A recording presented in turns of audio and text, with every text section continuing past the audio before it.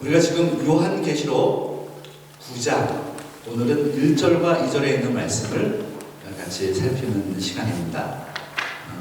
요한계시록 8장을 한번 보시면, 옆에 있는 말씀을 보시면요, 우리가 7일이 끝나고, 그렇죠? 7일이 끝나고 7 나팔재앙으로 들어가서 7 나팔재앙이 8장에 제 첫 번째 나팔 심판, 두 번째, 세 번째, 네 번째 나팔 심판이 나와 있습니다.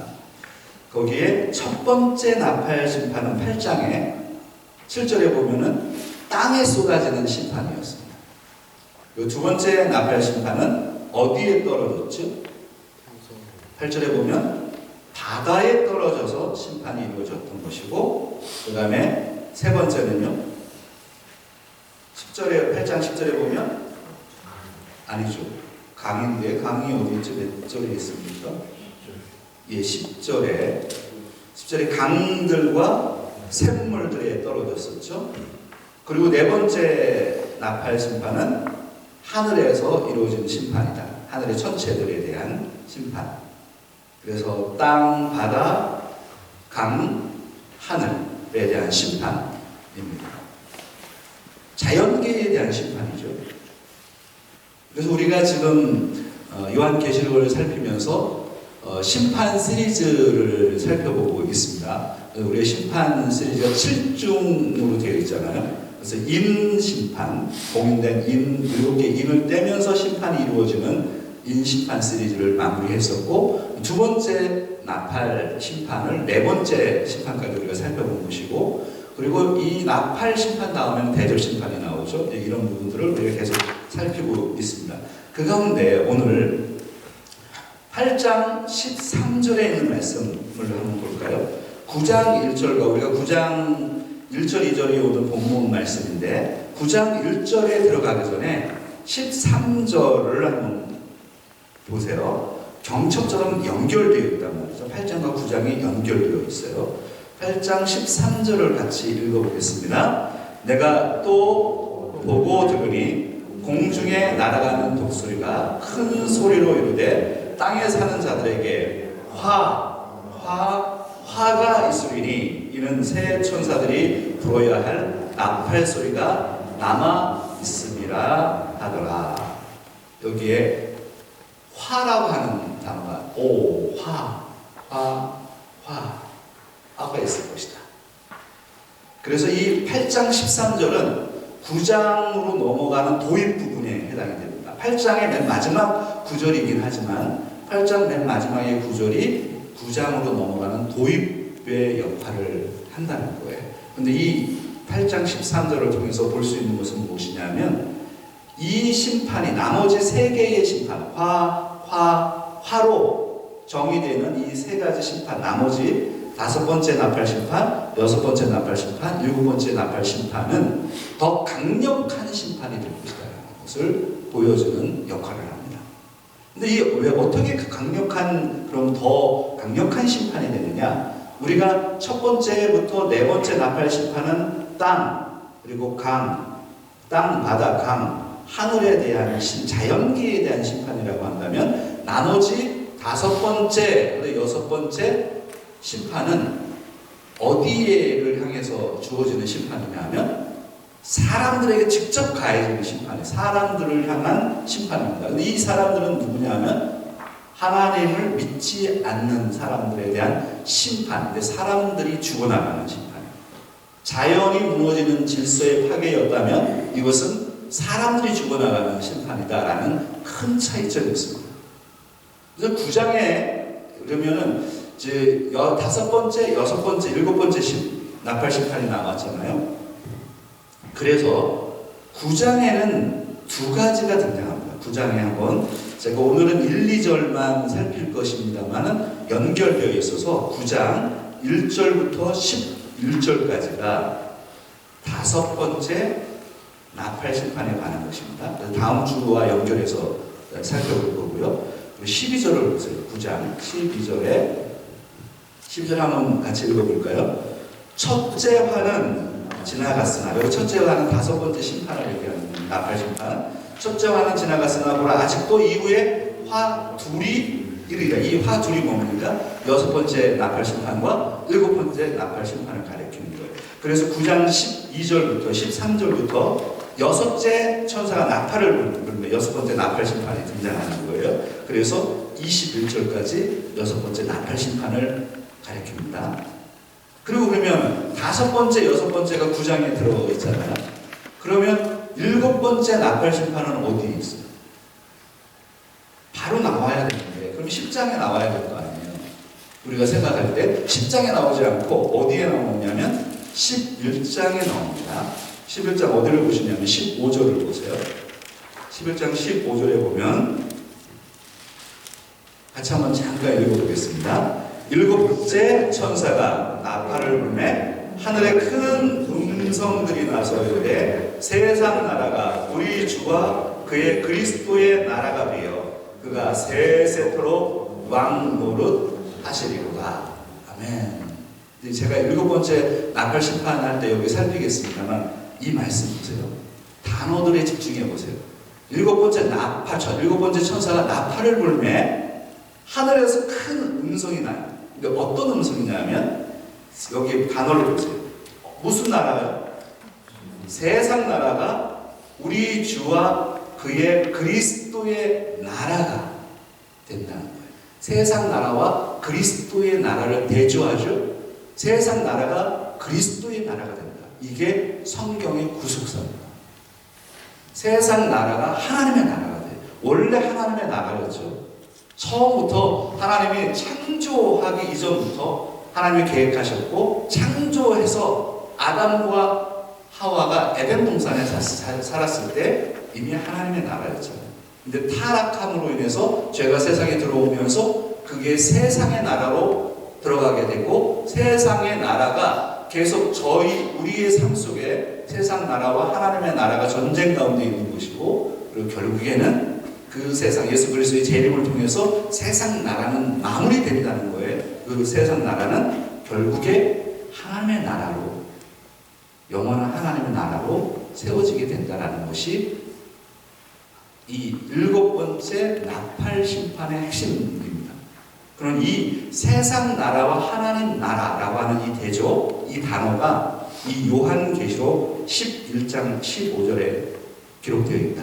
이 부분 기억하시고요. 다시 좀 넘어가 보겠습니다. 그러면 9장에 다섯 번째 나팔 심판, 여섯 번째 나팔 심판, 그리고 11장 15절에 일곱 번째 나팔 심판이 있잖아요. 그럼 그 사이에 여섯 번째 나팔 심판하고 일곱 번째 나팔 심판 사이에 끼어 있는 게 있어요. 이걸 삽입이라고 해요. 요한계시록에서 계속 살펴봤어요. 삽입, 막간이라고 합니다. 여기에 10장에 11장에 세 가지의 이야기가 들어가 있어요. 여러분 노트도 좀 보세요. 노트 2페이지에 넘어가시면 되겠습니다.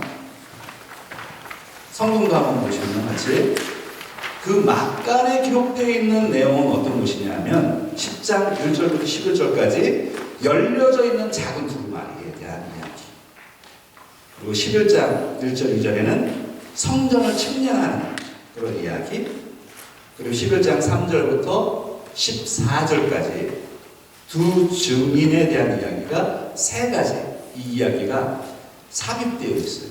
이거를 또 10장에서 이제 풀어나가도록 하겠습니다.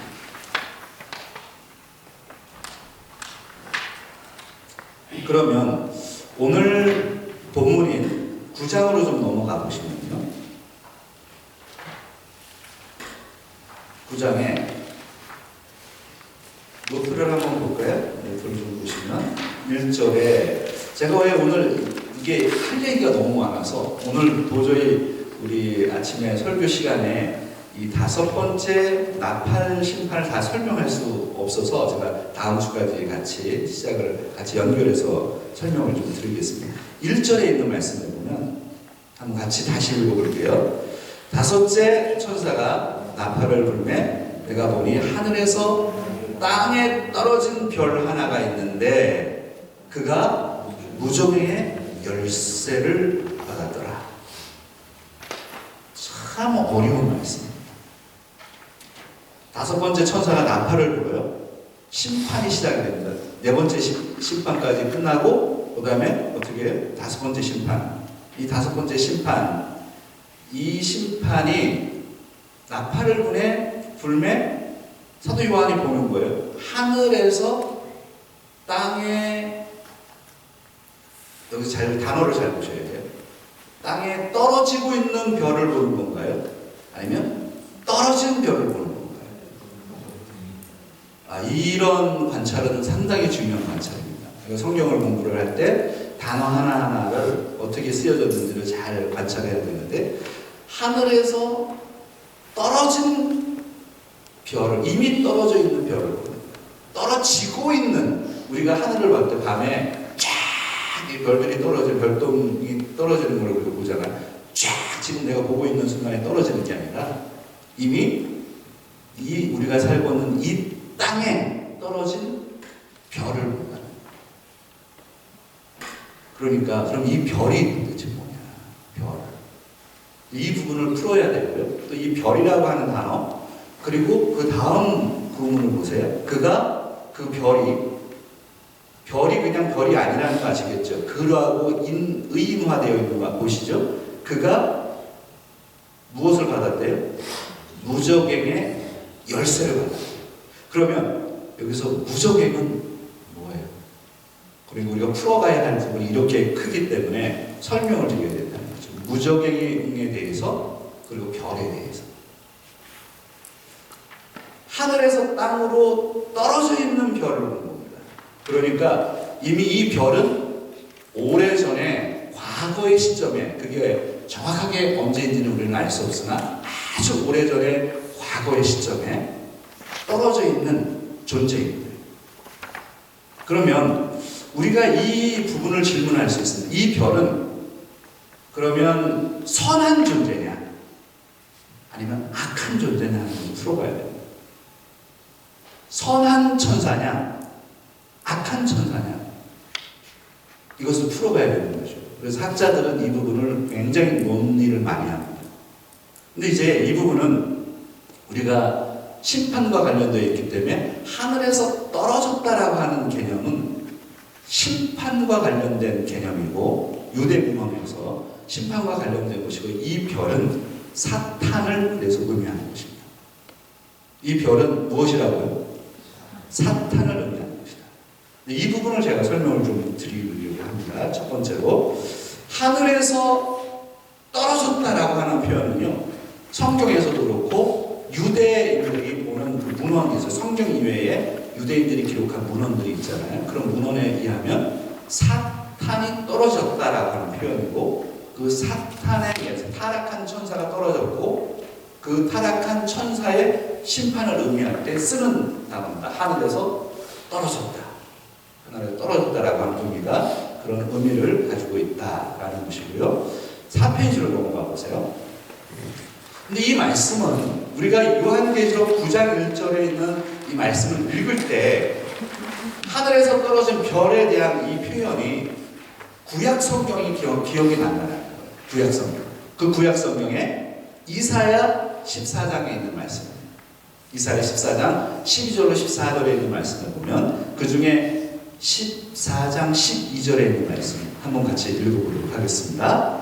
너 아침의 아들 계명성이여, 어찌 그리 하늘에서 떨어졌으며 너 열국을 엎은 자여, 어찌 그리 땅에 찍혔는고. 이사야 14장에 나오는 말씀 12절에 1차적으로 여기에 너 아침의 아들 계명성이여, 오 모닝 스타, son of dawn, 아침의 아들 계명성이 누구를 가리키는 거예요?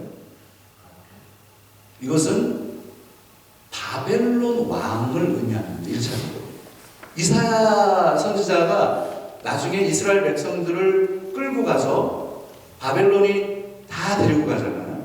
근데 그걸 보고 하나님이 예언하는 이사야를 통해서, 그러나 바벨론은 그렇게 아침의 계명성처럼 정말 뛰어난 권력을 가지고 있지만 떨어진다. 그래서 이 1차적인 해석은 바로 바벨론의 심판과 바벨론 왕에 대한 멸망에 대한 심판을 얘기하는 겁니다. 그런데 이 말씀이 사탄과 관련되어서 해석되기 시작했다라는 거예요. 이게 유대 문헌이 그렇게 사용한 겁니다. 거기에 제가 기록한 게 에녹서라는 게, 이거는 우리 정경에 들어가 있는 성경이 아닙니다. 3세기, BC 3세기, 4세기에 바벨론 포로에서 돌아온 다음에 한 100년, 200년 뒤에 기록된 유대 문헌이에요. 에녹일서, 에녹이서. 여기에 보면 너 아침의 아들 계명성이여라고 하는 이것을 사탄으로 해석하기 시작했다. 그래서 요거는 조금 과합니다. 킹 제임스 버전에 우리가 보면 이걸 루시퍼라고 표현했어요. 근데 그거는 우리가 조금 받아들이기가 어렵습니다. 왜냐하면 1차적인 것을, 이것은 너 아침의 아들 계명성이여, 이런 이것을 1차적인 것으로 성경을 보게끔 해야 되는데 그냥 이대로 그냥 번역을 해야죠. 근데 킹 제임스 버전은 그거는 자기들이 이미 해석을 해버려서 이것을 루시퍼라고 하는 단어를 써서 설명해서, 그래서 사탄을 루시퍼라고 부르기 시작했단 말이에요, 사람들이. 여러분 그 얘기 들어보셨어요? 사탄을 루시퍼라고 하는 거. 그렇죠? 그거는 킹 제임스 버전의 실수인 겁니다. 이해를 잘 하셔야 돼요. 성경에는 루시퍼라고 하는 단어는 나오지 않습니다. 아시겠죠? 근데 누가 번역을 하다가, 그러니까 킹 제임스 버전 같은 경우가 그럴 겁니다. 번역을 하면서 이미 그것을 1차적인 원래 원문을 그대로 번역을 해줘야 되는데 해석을 해서 루시퍼라고 한 것은 큰 오류 중에 하나입니다. 킹 제임스 버전에. 그러나 요한계시록과 관련해서 우리가 살펴볼 때에 이사야 14장 12절에 있는 이 아침의 아들 계명성이요, 이것은 사탄의 그 모습을 비춰주는 것으로 2차적인 해석이 가능하다는 것을 보여줍니다. 이해되시나요? 예, 그래서 요 부분을 요한계시록에 있는 말씀과 비춰서 보면 이게 하늘에서 떨어진 별 하나, 이 별이 바로 사탄이라고 하는 것을 요한계시록에서 더 정확하게 확인할 수 있다라는 것이고요. 그러면 사탄의 존재에 대해서 좀 얘기를 할게요. 여러분에게 좀 질문해 보겠습니다. 여러분들은 하나님이 계신 거 믿으시나요? 화끈하게 합시다. 하나님이 계신 거 믿으십니까? 네. 그럼 제가 다시 질문할게요. 그럼 여러분들은 사탄을 믿으십니까? 목소리가 작아지고 확신이 없고, 사탄의 존재를 믿으십니까? 아니, 성경에 사탄이 나오잖아요. 사탄의 존재를 우리가 안 믿으면 어떻게 또 되겠어요? 성경에서 얼마나 많은 사탄의 얘기가 있는데요. 그럼 제가 질문해 볼게요. 또 성경에 사탄이라고 하는 단어가 몇 번 정도나 등장하는 것 같아요? 이거는 좀 어려운 질문이에요. 그죠? 어려운 질문인데 그냥 이거 한번 맞춰보세요. 사탄이 몇 번이나 등장? 7번이다. 이거 노트북 빨리 컨닝하신 건데 틀린 거예요. 그건 요한계시록에 사탄이 7번 나온다는 얘기예요. 전체적으로 성경에 사탄이 한 몇 번이나 등장해요? 그냥 집사님 한번 얘기나 한번 해봐요. 25번? 그래서 좀 많이 비슷해졌어요. 사탄이라고 하는 단어가 성경에 구약과 신약을 합쳐서 성경에 한 약 50번 정도 등장합니다. 약이라고 해석을 했어요. 정확히 또 카운트하면 한두 개가 더 짧고 이렇습니다. 50번 정도. 그런데 사탄을 성경에서는 다른 용어로 또 했어요. 사탄. 그 단어가 무슨 단어예요? 떨어진 별. 오늘 집사님 듣자마자 바로 적용하시는 그 말을 오늘 지금 풀어갈 거고, 사탄을 신약 성경에서는 마귀라고 표현합니다. 마귀. 사탄과 마귀는 같은 단어입니다. 세이튼, 데브 같은 단어입니다. 그럼 마귀는 그러면은 신약 성경에 몇 번이나 등장할 것 같아요? 그냥 집사님 한번 얘기나 해보세요. 한번. 몇 번 정도? 오, 비슷했어. 예. 그래서 사탄과 마귀를 합쳐서 한 신구약의 80회 정도 됩니다. 맞는 거예요, 이거는. 사탄을 끊임없이 얘기를 한단 말이에요. 사탄에 대해서. 그러면 요한계시록에 사탄이라고 하는 단어가 몇 번 등장할까요? 예, 5페이지에 지금 나와 있는 거예요. 요한계시록에 몇 번 등장한다고요? 사탄이 7번 등장한다. 우리가 지금 9장을 펴놨죠? 12장을 한번 거기 5페이지를 보세요. 거기에 몇 번? 12장을 한번 볼까요? 12장 8절 9절에 있는 말씀 한번 같이 읽어보도록 하겠습니다.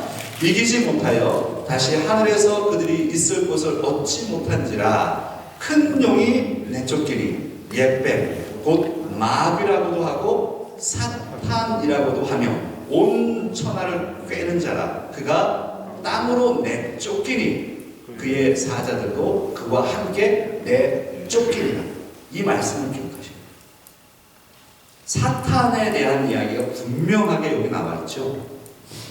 큰 용이라고도 하는데 큰 뱀이라고 하고 마귀라고 하고 사탄이라고 합니다. 하늘에서 내쫓겼다. 하늘에서 그들이 있을 곳을 얻지 못했다.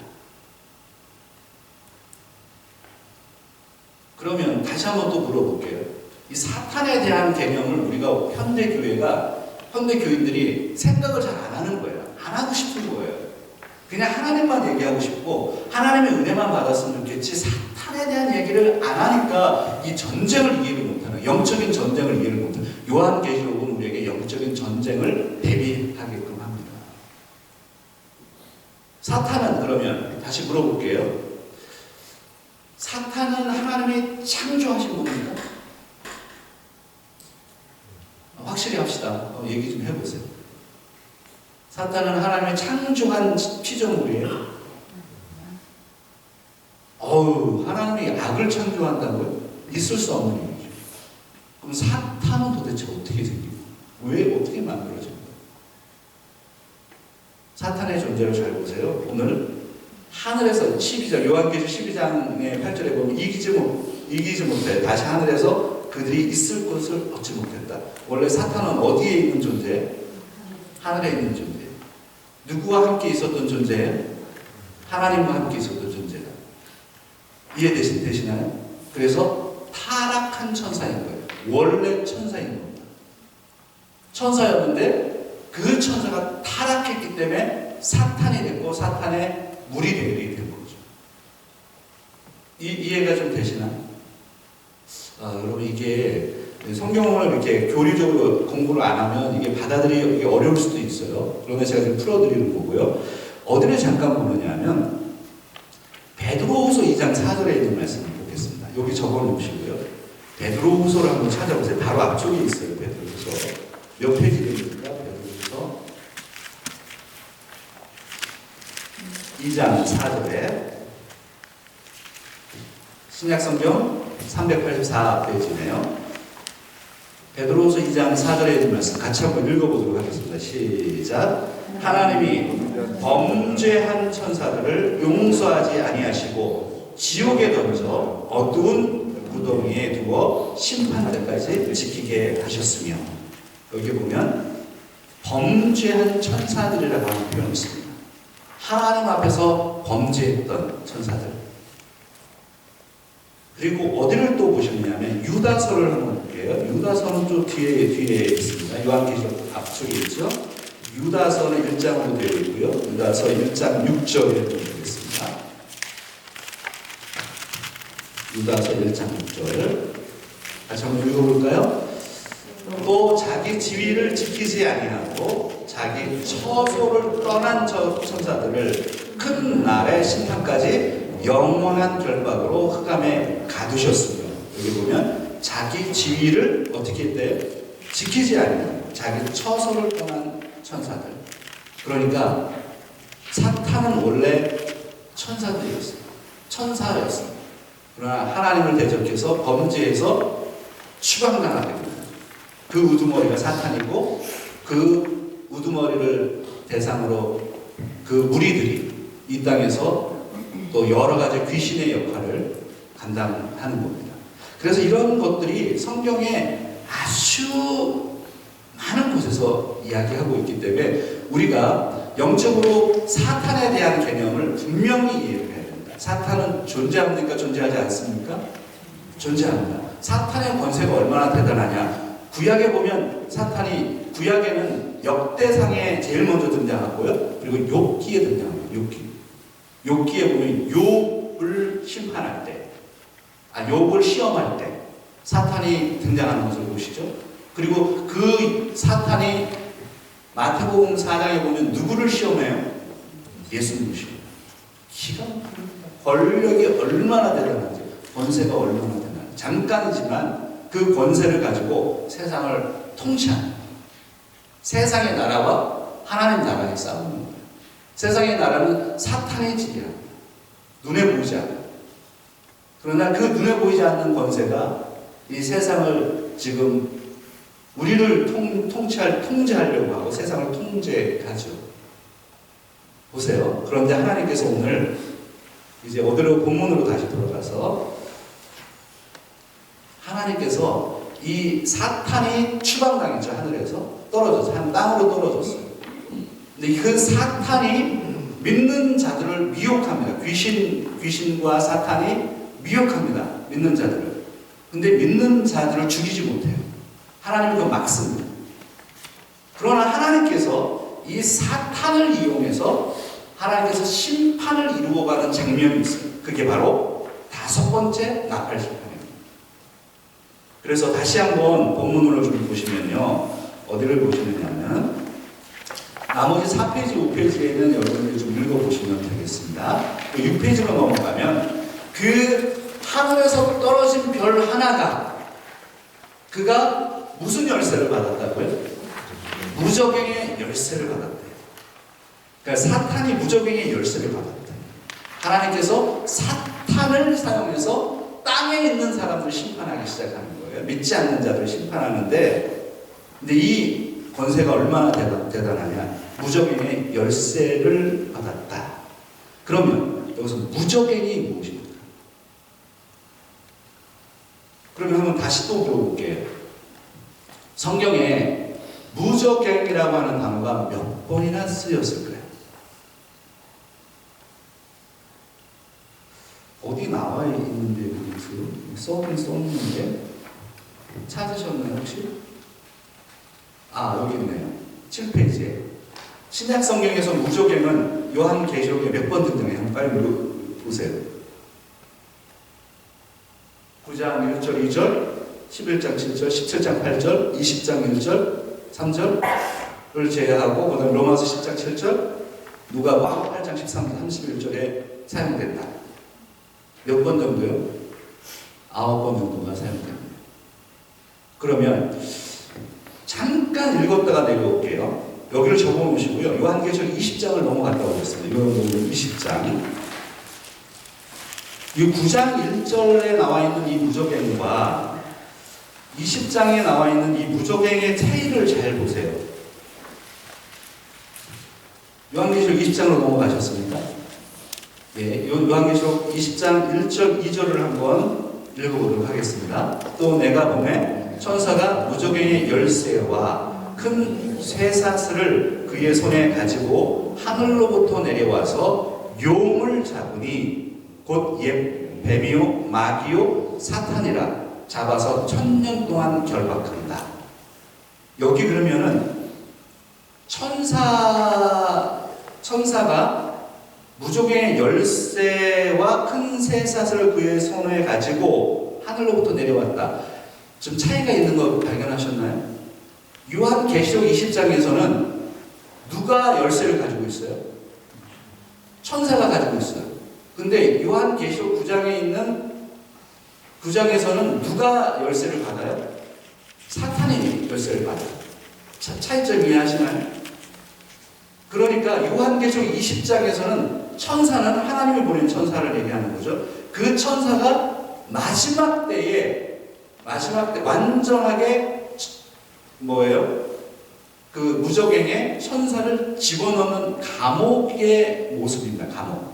무적행은 감옥으로 표현되는 거예요. 그러니까 사탄과 사탄을 추종하는 귀신의 세력을 하나님께서 무적행의 열쇠를 가지고 천사가 잠궈버린다는 거예요. 감옥의 역할인 거예요. 무적행이. 그런데 요한계시록 9장에서는 누가 열쇠를 가지고 있어요? 천사가 열쇠를 가지고 있어요? 아니면 누가 가지고 있어요? 사탄이 가지고 있잖아요. 그러니까 열쇠. 오늘 이거 좀 설명을 잘해야 돼요. 제가 5분 정도 하고 좀 마무리할게요. 여러분 열쇠 가지고 오셨습니까? 열쇠. 이 열쇠. 요 제 오피스 열쇠는 몇 분만 가지고 계신데 이 열쇠를 내가 가지고 있단 말이에요. 나는 그러면 그 의미가 뭐예요? 내가 그 오피스의 주인이라는 거예요. 주인이 자신의 집에 열쇠를 가지고 있는 거예요. 내가 열고 들어가서 산다는 거예요. 이해가 되시나요? 그럼 요한계시록 9장 1절에 무적행의 열쇠를 받았다. 무적행의 열쇠를 별이 받았다. 사탄이 받았다는 의미는 무엇이냐면 사탄이 무적행의 열쇠, 입구의 열쇠를 얘기합니다. 그 입구의 열쇠를 열어서 들어가서 왔다 갔다 산다는 거예요. 무적행이 그들의 집이라는 거예요. 거주하는 장소인 겁니다. 사탄과 그 무리들이 거주하는 장소가 무적행이고 요한계시록 20장에서는 감옥이고 감옥으로 사용되고 이해되시나요? 네, 그런 개념으로 다시 본문으로 좀 들어가 보겠습니다. 요한계시록 9장 1절에 그럼 이 무적행이라고 하는 이 단어가 우리가 생각을 해야 돼요. 나중에 지옥과도 연결되는 겁니다. 근데 이제 그런 연결은 제가 지금 다 할 수가 없고 무적행은 한자입니다. 없을무 그리고 저는 밑바닥처럼 밑바닥이 없대요. 개는 뭐예요? 구덩이 개입니다. 그러니까 밑바닥이 없는 끝도 없이 밑바닥이 없는 암흑과 같은 그 곳. 이게 무적이에요. 근데 성경에서 이것을 뭐 본 사람이 있어요? 가본 사람이 있어요? 번역을 하기가 너무 어려운 거예요. 그래서 NIV 성경 같은 경우는 이것을 어떻게 해석했느냐면 헬라어로는 이거를 아비소스라고 부릅니다. 아비소스. 그래서 그냥 이거를 그대로 번역을 했어요. 음력한 거예요. 에비스라고 해서 근데 대문자 A로 해서 에비스라고 번역을 했어요. 이게 NIV에서 지금 번역한 겁니다. 그런데 많은 성경에서는 어떻게 번역했느냐 하면 에비스라고 하는 단어를 쓰지 않고 바로 바름리스 피트라고 했어요. 바름리스 밑바닥이 없는 구덩이다 이렇게 번역을 했어요. 근데 어떤 이제 학자들은 이것을 그냥 대문자 A가 아니라 그냥 스몰 A로 해가지고 에비스라고 써야 된다. 뭐 이렇게 여러 가지 견해들이 있습니다. 그럼 그게 무슨 얘기냐면 이 무적행이라고 하는 것은 정말 미스테리한 곳입니다. 누가 가는 곳이에요? 사탄과 그의 세력들이 믿지 않는 자들, 나중에 이게 지옥과 연결이 되죠. 그 깊은 암흑, 하나님을 대적한 자들의 가야만 그 끝도 없이 밑바닥이 없이 끝도 없는 그 깊음이 있는 그 강, 거기에 바로 무적입니다. 거기에 누가 산다는 거예요? 사탄이 사는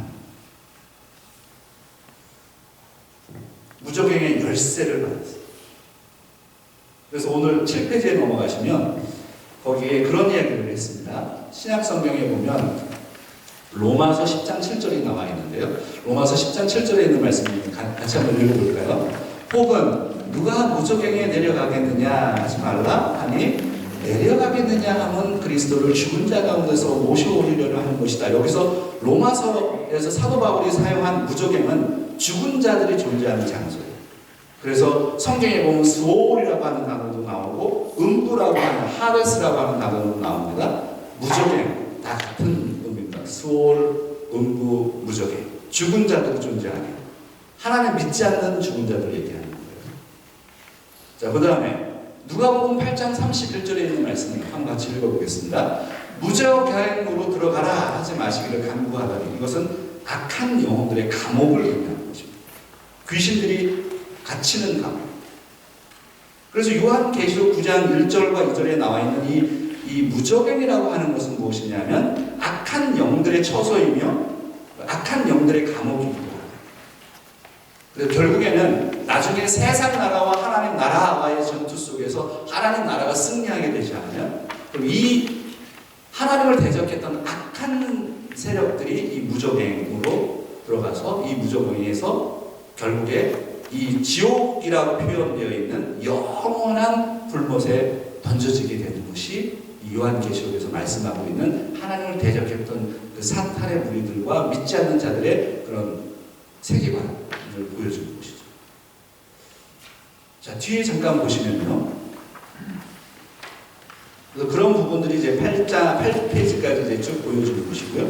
그럼 2절을 한번 보겠습니다. 2절에 8페이지에 2절 9장 2절에 있는 말씀 잠깐 보고 이제 오늘 설교 정리를 하겠습니다. 같이요. 그가 무저갱을 여니 그 구멍에서 큰 화덕의 연기 같은 연기가 올라오매 해와 공기가 그 구멍의 연기로 말미암아 어두워지며.